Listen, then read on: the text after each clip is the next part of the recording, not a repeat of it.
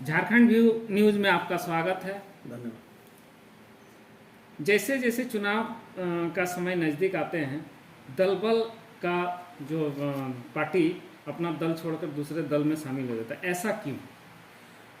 देखिए, ये जो दल छोड़ने का होता है ये बहुत सारे कारणों पर निर्भर करता है कि कुछ लोगों को ऐसा लगता है कि हम जो पुराने दल में हैं उसमें हमको पूरा उतना सम्मान नहीं मिल रहा है जिसके लायक हम नहीं हैं, जिसके लायक हम हैं और हमको उतना सम्मान नहीं मिल रहा है। कुछ तो ये कारण है।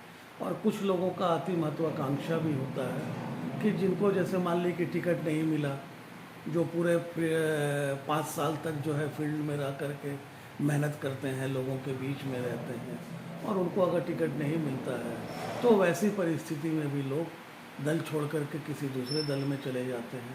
और कुछ लोग ऐसे भी होते हैं जो मौका परस्त टाइप के लोग होते हैं कि जिनको लगता है कि इस बार हमारे पार्टी का परफॉर्मेंस अच्छा नहीं रहेगा तो हम दूसरी पार्टी में जा कर के अगर वहाँ से चुनाव लड़ते हैं तो हमको फिर जीत हमको मिल सकता है। इस वजह से भी कुछ लोग मौके का फ़ायदा को देखते हुए भी पार्टी बदलते हैं। 2014 से 2019 और 2019 से 2024 का जो सेशन था, 2 टर्मों का, इसमें क्या झारखंड में विकास हुआ है? देखिए, अगर आप केंद्र सरकार के तरफ से आप लेते हैं तो मैं तो कहूँगा कि पूरी तरीके से ये सरकार जो भाजपा समर्थित जो सरकार जो केंद्र में थी, जब से आप जिक्र कर रहे हैं 2014 से 19 और सेकेंड टर्म 2019 से 2024, इसमें भाजपा के तरफ से जो उदासीन रवैया अपनाया गया है, जैसे मोदी जी ने भी अपने हर भाषण में कहा था कि मैं हर साल 1.5 करोड़, हर साल 2 करोड़ नवयुवकों को मैं नौकरी दूंगा। अंत में वही मोदी जी इस बात से कहने से कोई गुरेज नहीं करते हैं कि कोई अगर कहीं पर ठेला लगा करके पकौड़ा बेचता है तो वो भी रोजगार है कि नहीं है। सबसे पहला बात तो यह है कि मोदी जी रोजगार के डिफिनेशन को ही ठीक तरीके से डिफाइन नहीं कर पा रहे हैं। और जिस तरीके से पूरे हिंदुस्तान में आज एक लंबा चौड़ा फौज खड़ा है, जिसको आप कहते हैं बेरोजगार युवकों का, अगर इसी तरीके से चलता रहा तो आप समझ लीजिएगा कि हिंदुस्तान में लगभग 90% से ज़्यादा लोग बेरोजगार हो जाएंगे, क्योंकि हिंदुस्तान का पॉपुलेशन भी काफ़ी तेज़ी से बढ़ रहा है। तो आप क्या मैंने कहना चाहते हैं, जो चुनाव प्रक्रिया है उसमें कोई गड़बड़ी है या फिर शिक्षा स्तर में कोई गड़बड़ी है? नहीं, देखिए, ये ना हम बोलेंगे कि शिक्षा स्तर में गड़बड़ी है, न चुनावी पद्धति में किसी तरीके की गड़बड़ी है। ये आत्मविश्वास की कमी है। हमारे जो आज भाजपा और एनडीए के लोग हैं, जिनका सरकार पिछले 10 सालों से आज पूरे देश में चल रहा है, इन लोगों का काम करने का प्रणाली सही नहीं है। ये लोग कभी नहीं चाहे हैं कि इनके जो 2, 4, 10, 20, 50 जो बिजनेसमैन मित्र हैं उसके अलावा किसी का बेहतरी हो सके। ये लोग जो कंपनी प्रॉफिट में भी चल रहा है, सरकारी कंपनी का मैं जिक्र कर रहा हूँ, उसको भी ये लोग बेच करके इसको प्राइवेटाइज कर दे रहे हैं। एक समय था कि जितना भी कंपनी था, सरकार का एक पहला नज़रिया होता था कि हम आम जन को ज़्यादा से ज़्यादा फ़ायदा पहुँचाएं, और प्राइवेट बिजनेसमैन का फ़ायदा जो नज़रिया होता है वो ये होता है कि हमारी कंपनी का झोली भरना चाहिए। इसकी तहत में क्या होता है कि जब कोई भी कंपनी जब प्राइवेटाइज होता है तो वो सोशल सिक्योरिटी के ऊपर में कम ध्यान देता है, लोगों के फैसिलिटीज़ को काटना चालू कर देता है, लोगों को कम सैलरी पे काम करवाता है। अभी आप बगल में, हम लोग तो कोयला बहुल क्षेत्र के हैं, आप बगल में देखिए बीसीसीएल जो नौकरी दे रहा है, जो सरकारी नौकरी है, उसमें जिस मजदूर को 70,000, 80,000, 65,000 का तनख्वाह मिलता है, वहीं आउटसोर्सिंग कंपनी में जो आदमी सेम काम करता है उसको 18,000, 22,000 रुपये का तनख्वाह मिलता है। अब आप बताइए कि जो आदमी 75,000 रुपया तनख्वाह लेकर के बाजार में जाता है, जो सामान उसको मिलेगा, कहीं ऐसा तो नहीं ना है कि जो 20,000 सैलरी कमा के बाजार में जा रहा उसको कोई सामान 1/3 दामों पे मिलेगा? बाजार में तो दाम वही सेम रहेगा ना। तो ये फर्क पड़ रहा है आज जो है भाजपा शासित इस देश में जो इनका जो शासन चल रहा है, इसकी वजह से बहुत तरीके का शिक्षा का स्तर को इन लोगों ने गिरा दिया है। शिक्षा में ये लोग नए नए तरीके का ये कर रहे हैं। और आप रोजगार की बात जब करते हैं तो आज हिंदुस्तान में जितना बेरोजगार लोगों का संख्या खड़ा है उतना हमको लगता है कि पूरे हिंदुस्तान में कभी नहीं था जितना आज है। 2014 के पहले क्या शिक्षा का जो कमी है वो नहीं आती थी क्या? नहीं, देखिए, शिक्षा का कमी आप जो कह रहे हैं, शिक्षा का कमी आप किस सेंस में कह रहे हैं, लेकिन 2014 के पहले आप यहाँ पर देखिए कि इन लोगों का हमेशा से यही चाहत रहा है कि पुरानी जो शिक्षा पद्धति है उसको तोड़ करके हम लोग एक नई शिक्षा पद्धति को लाए, और जिसमें हम लोग अपने नेताओं के बारे में, अपने क्रियाकलापों के बारे में ज़्यादा से ज़्यादा लोगों को प्रसारित करें। यही सिस्टम है इनका। 2014 से पहले क्या बेरोजगार की स्थिति बनी हुई नहीं थी क्या? देखिए, अगर आप ये चीज़ को इस तरीके से ले रहे हैं कि 2014, देखिए, अगर आप पूरी तरीके से भी डेवलप कर दीजिएगा तो मैं इस बात से नहीं मान सकता हूँ कि आप 100% किसी को रोजगार दे सकते हैं, लेकिन आपको परसेंटेज निकालना पड़ता है। आप जब परसेंटेज निकालेंगे 2014 के पहले कि कितने परसेंट लोग बेरोजगार थे और कितने परसेंट लोगों के हाथों में रोजगार था, और जब आप 2014 से 2024 तक के बीच का निकालेंगे इस 10 सालों में, तो आपको पता चलेगा कि बेरोजगारों का परसेंटेज काफ़ी ज़्यादा बढ़ गया। झारखंड में प्रचुर मात्रा में प्राकृतिक संपदा होने के बावजूद भी झारखंड के बेरोजगार युवा आज प्रदेश छोड़कर दूसरे प्रदेश रोजी रोटी के लिए पलायन कर रहे हैं। ऐसा क्यों हो रहा है? मैंने शुरू में ही कहा ना आपको कि ये एक आत्मविश्वास की कमी है केंद्र सरकार की। इसमें केंद्र सरकार को आप क्यों ले रहे हैं? बिल्कुल ले रहे हैं, क्योंकि अगर आप देखिएगा कि आप यहाँ पे किस चीज़ का बात करना चाहते हैं। हम लोग कोयला बहुल क्षेत्र के हैं, तो पहला हमारा जो एग्जाम्पल होगा, पहला जो उदाहरण होगा वो BCCL होगा। अब आप देखिए कि BCCL में पहले कितने एम्प्लॉय काम करते थे, आज BCCL को ये लोग आउटसोर्सिंग करके प्राइवेट निजी हाथों में बेच रहे हैं। जहाँ पर BCCL में कोयला निकालने के लिए जिस एक एरिया में 5,000-6,000 वर्कर और स्टाफ होते थे, आज वहाँ पर जाकर के देखिए तो 300 और 400 के आंकड़े पे सिमट गया है। जब आप 5,000 जब आदमी को रोजगार दे रहे थे, आज आउटसोर्सिंग के माध्यम से आप 300-400 लोगों को रोजगार दे रहे हैं, तो आप फिर एक बड़ा खाई पैदा कर रहे हैं, आप फिर एक बेरोजगारों की फौज को तैयार कर रहे हैं। सरकार का काम सिर्फ मुनाफाखोरी नहीं होता है।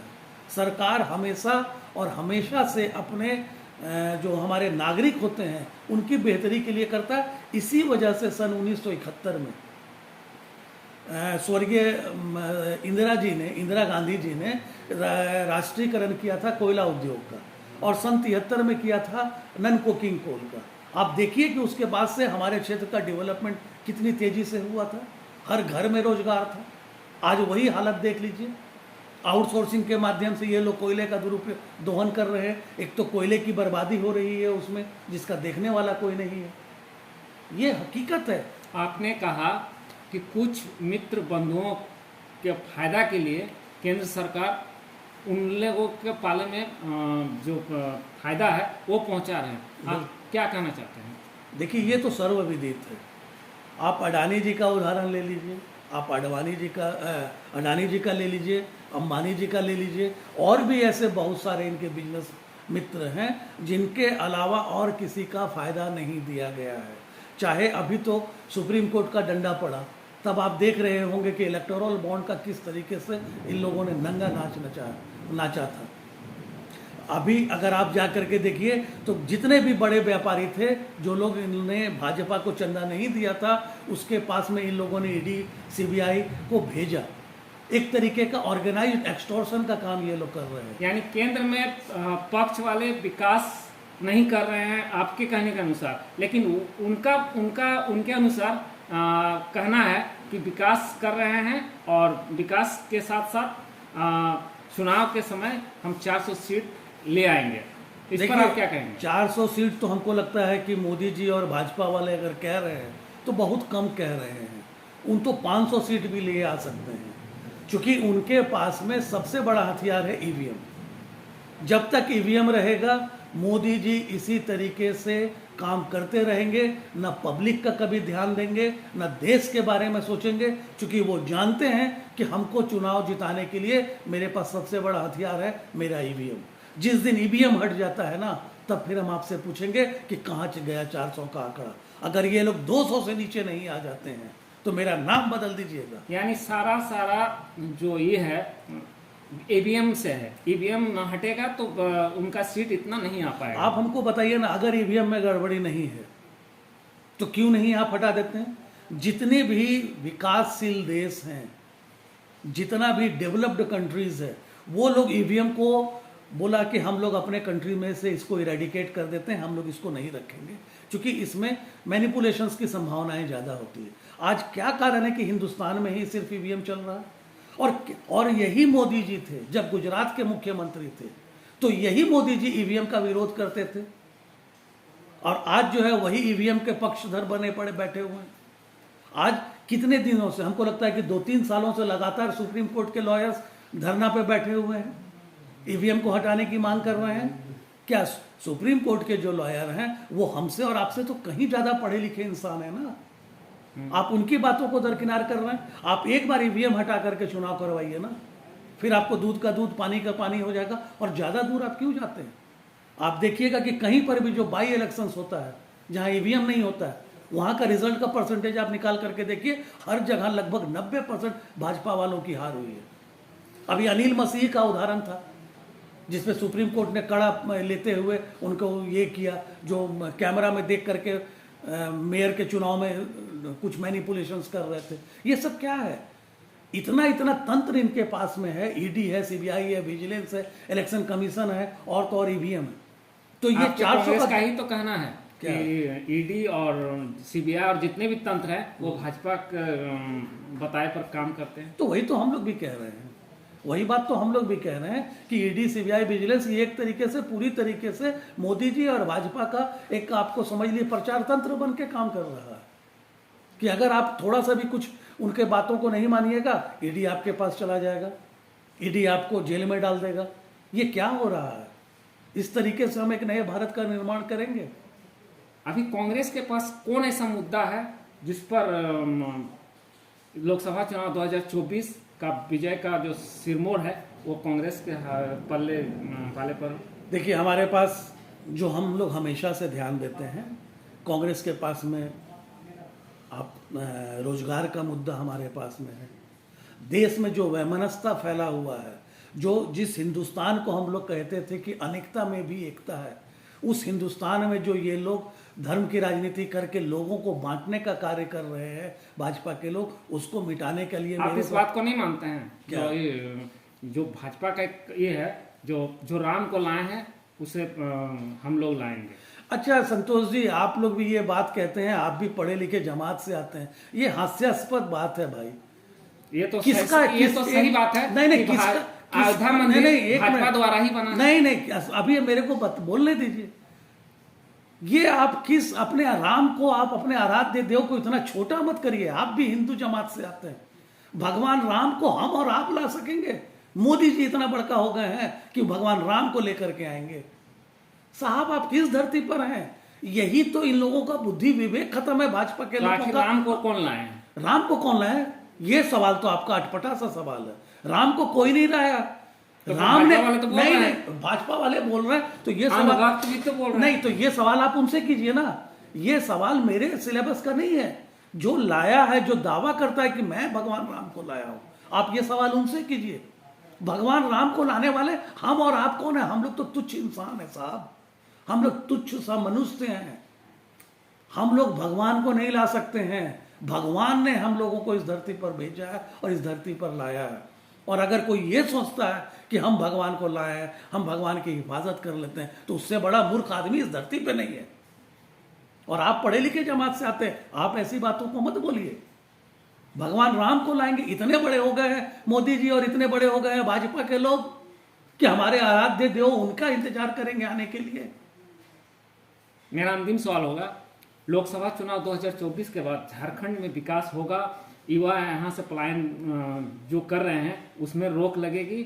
शिक्षा, स्वास्थ्य एवं अन्य बुनियादी सुविधाएं झारखंड को मिलेगा या नहीं मिलेगा? डेफिनेटली मिलेगा, क्योंकि जिस तरीके से हमारे सर्वमान्य नेता श्री राहुल गांधी जी ने पूरे हिंदुस्तान का यात्रा किया, हमारे एक सुलझे हुए, एक अनुभवी अध्यक्ष खड़गे साहब, सोनिया जी और पूरे कांग्रेस का टीम, हमारे झारखंड में राजेश ठाकुर जी हमारे प्रदेश के अध्यक्ष हैं, हमारे गुलाम अहमद मीर साहब जो हमारे प्रदेश के प्रभारी हैं, इन लोग जिस तरीके से झारखंड प्रदेश में और पूरे हिंदुस्तान में जिस तरीके से कांग्रेस पार्टी इस बार कार्य कर रही है, हम लोग सरकार में आते ही आपको जितना भी आप ये समस्या देख रहे हैं, ये आगामी 5 वर्षों में हम तो ये नहीं दावा कर सकते कि पूरी तरीके से खत्म होगा, लेकिन आप देखेंगे क्योंकि मोदी जी देश को इतने गर्त में ले जा चुके हैं कि पहले तो उस गर्त से हमको सरफेस पे आने में टाइम लगेगा।